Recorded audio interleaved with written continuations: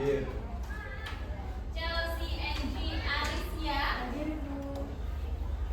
Clivan Gerarde, Hadir. Dewi Ayu Kurnia Putri, Hadir. Dewi Nafis Maulida, Hadir. Diana Srirenggani, Ega Pratana Yudhistira, Hadir Bu. Eka Putri Ameliawati, Fitria Nur Aziza, Hadir. Dozira Naila Siva, Hadir. Sakit, Hari Dita Anandayu, Kartika Wulansari,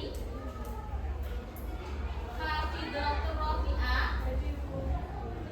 Hasna Lutfiana Fitri, Kirana Auliadia, Latifa Eka Bencana Putri, Muhammad Hafi Nasiruddin, Hadir.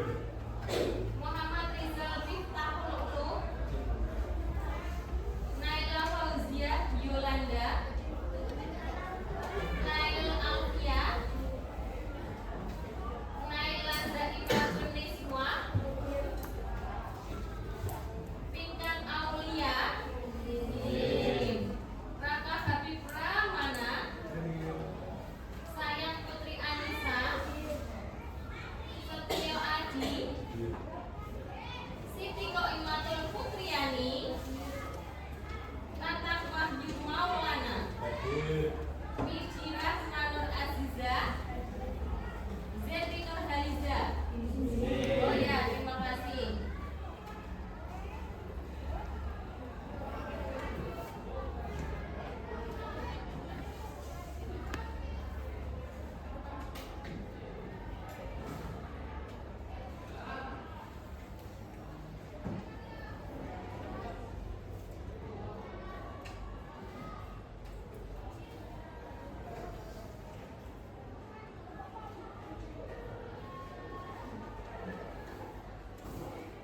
Hari ini anak-anak, saya akan memberikan salah satu jurus dari ketujuh jurus BK Hebat. Salah satunya yaitu jurus pertama adalah kenali potensi. Ya, kalian kelihatan tegang, mari kita bersenam dulu ya.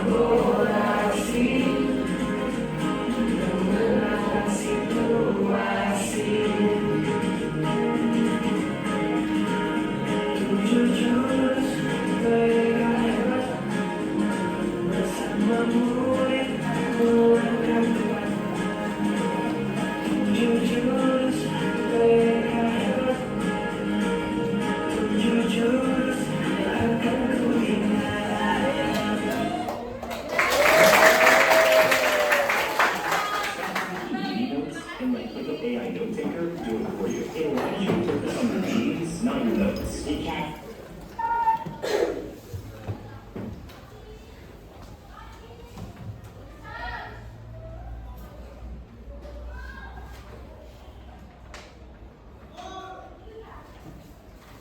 Ya, saya lanjutkan kembali.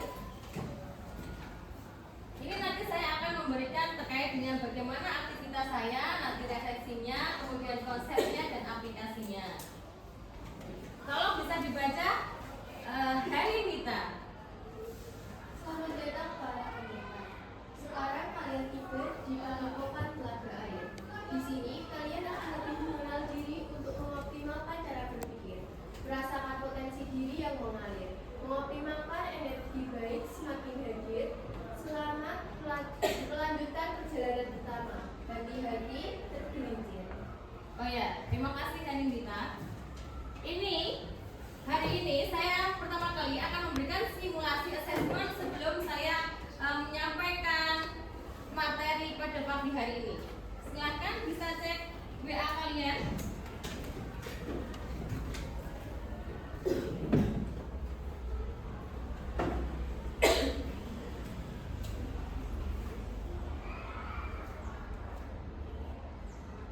Itu ada aplikasi tes, tolong dikerjakan. Bisa memakai Aku Pintar.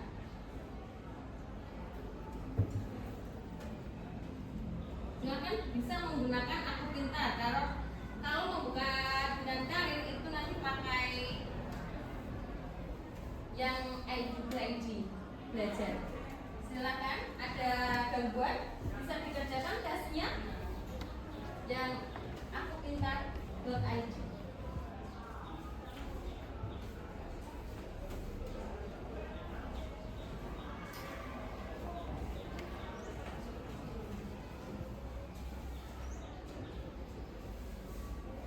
Dan tes kemampuan.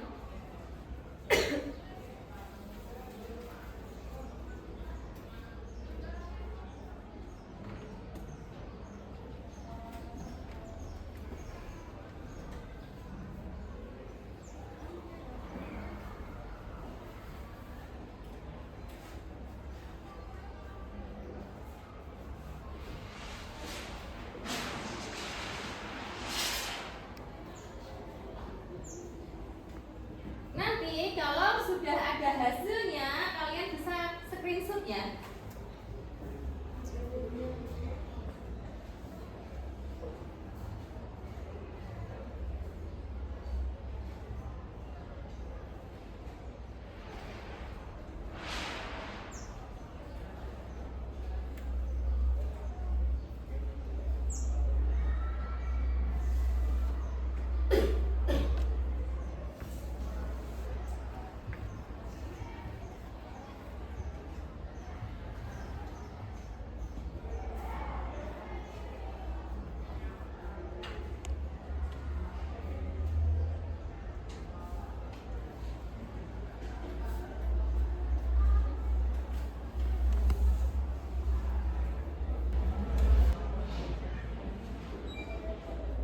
Sudah sampai lihat hasil. Nanti kalau sudah kamu klik lihat hasil, silahkan hasilnya bisa di screenshot. Itu tadi saya bagikan LKPD ke kalian.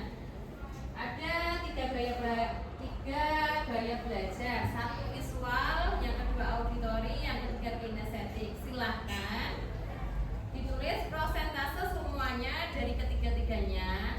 Nanti ketika yang terbesar, ya ibaratkan yang terbanyak di saya, Nia, itu ternyata kinestetik. Silahkan kalian bergabung atau berkelompok dalam siswa yang memiliki gaya belajar kinestetik. Silahkan nanti setelah kalian sudah mengerjakan, silahkan di screenshot, ditulis hasilnya di LKPD dan silahkan berkelompok.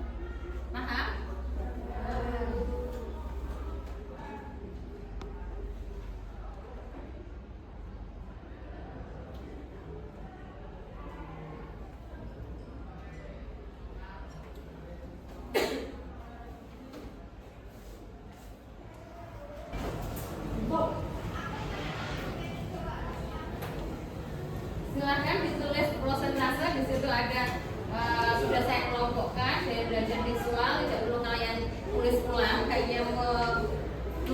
kemudian prosentasenya sesuai dengan poin-poinnya, kemudian yang paling banyak itu silakan dideskripsikan. Contohnya saya, ya itu visualnya 15%, terus auditorinya 20%, kinestetiknya 40%, berarti yang deskripsi dari kinestetik gitu. Paham? Ya silakan. Hah? Kalau sama, ya ditulis saja dulu.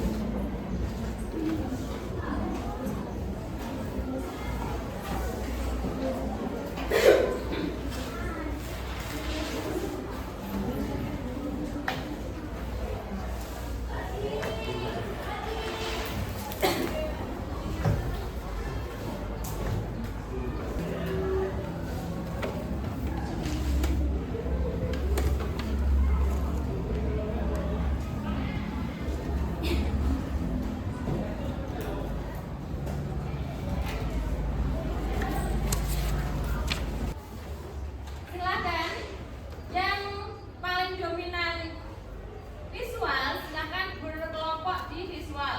Silakan yang paling dominan auditori, gaya belajarnya itu silakan berkelompok menjadi satu, dan kemudian yang gaya belajarnya kinestetik silakan berkelompok menjadi satu. Yuk, segera. Auditori gimana? Kinestetik. Coba nyari teman kalian. Gaya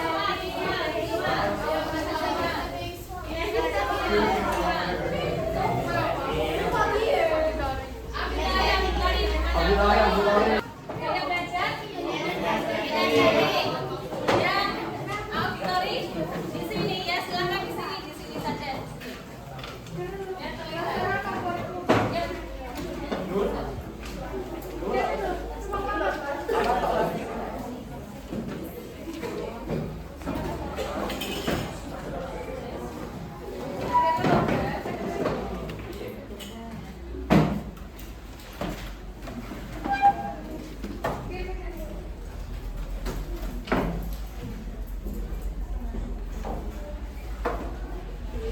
Sudah berkelompok?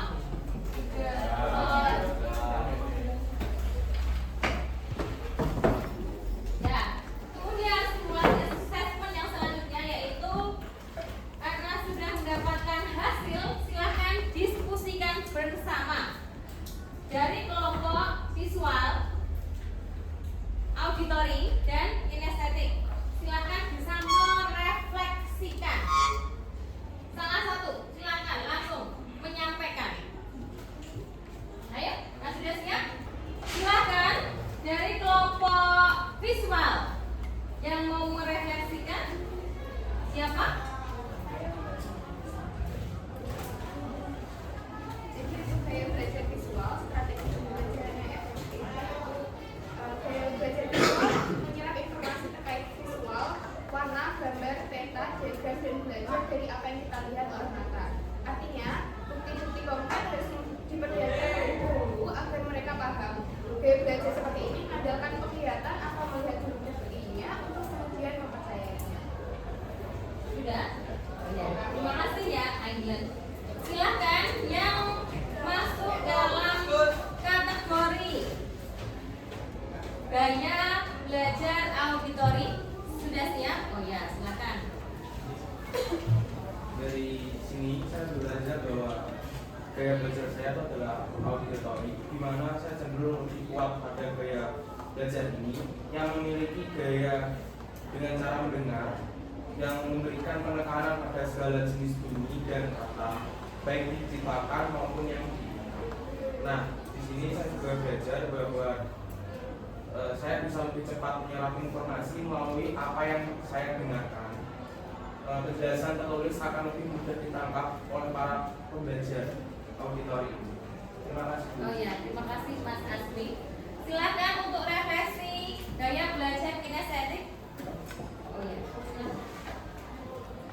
Gaya belajar kinestetik sudah melakukan hal-hal yang menggunakan tubuh mereka untuk mengingat fakta seperti memanggil atau ujian menggunakan telepon pada telepon genggam mereka. Gaya belajar kinestetik berarti belajar dengan menentukan dan melakukan. Sudah? Terima kasih ya Mbak ya. Tepuk tangan buat kalian. Setelah kalian melakukan refleksi akan saya jelaskan konsepnya di sini.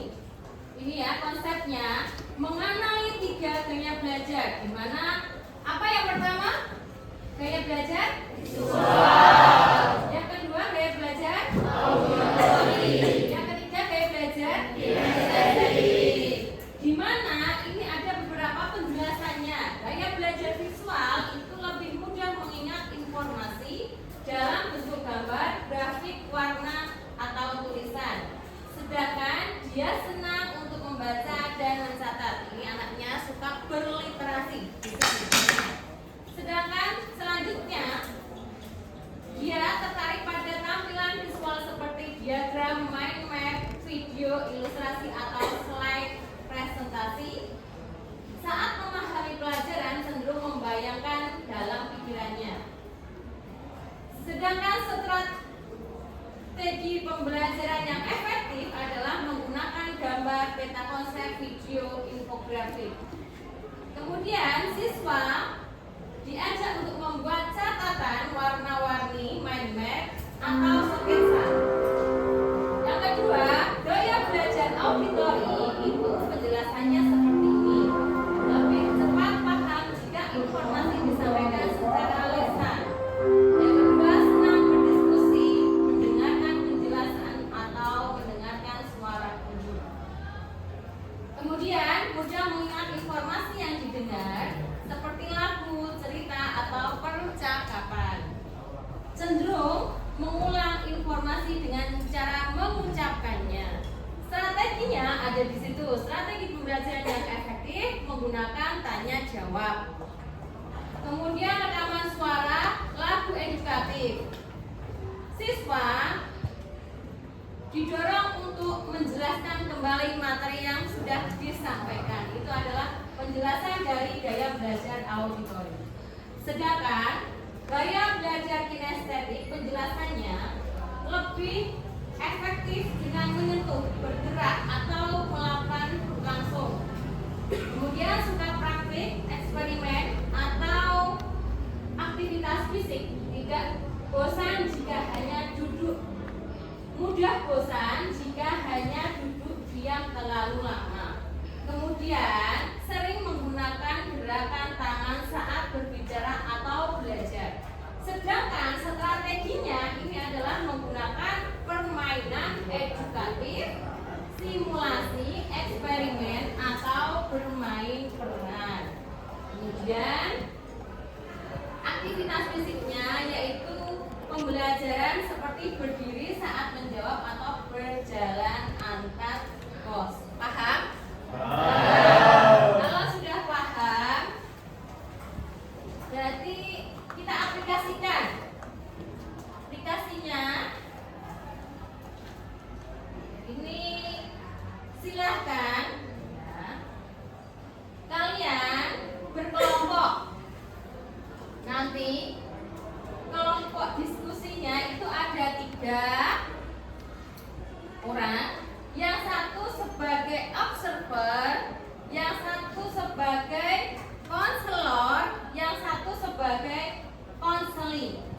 Konseling itu siswa, konselor itu guru, dan observer yang mengamati. Ya, silakan bisa berkelompok 3-3 untuk dapat mengaplikasikan terkait dengan gaya belajarnya. Ya. Nanti diskusinya itu potensi karir. Nih, potensi karir masa depan kalian apa? Dari gaya belajar tadi yang kamu pahami, silakan dijabarkan potensi apa, potensi apa atau potensi karir masa depan kalian nantinya itu seperti apa. Kamu bisa mengkonsultasikan dengan konselor ya. Kemudian yang observer bisa mengamati. Setelah hasil pengamatan, silakan observer menyampaikan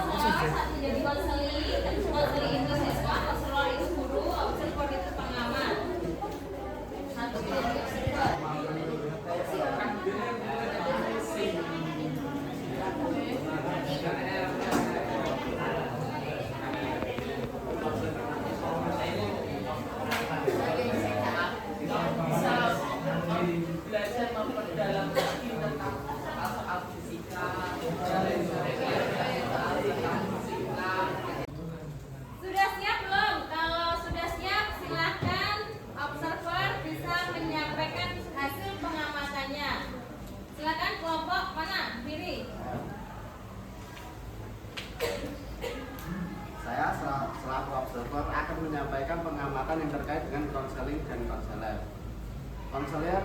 Konseling memiliki masalah yaitu bercita-cita sebagai teknisi tetapi nilai fisikanya rendah. Nah, setelah itu konselor memiliki satu solusi yaitu bisa belajar lebih giat lagi dan menambah waktu belajar.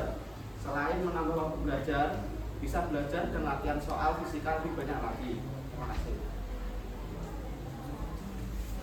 Ya. Dengarkan. Kelompok 1 sudah menyampaikan hasil pengamatan. Silakan kelompok selanjutnya.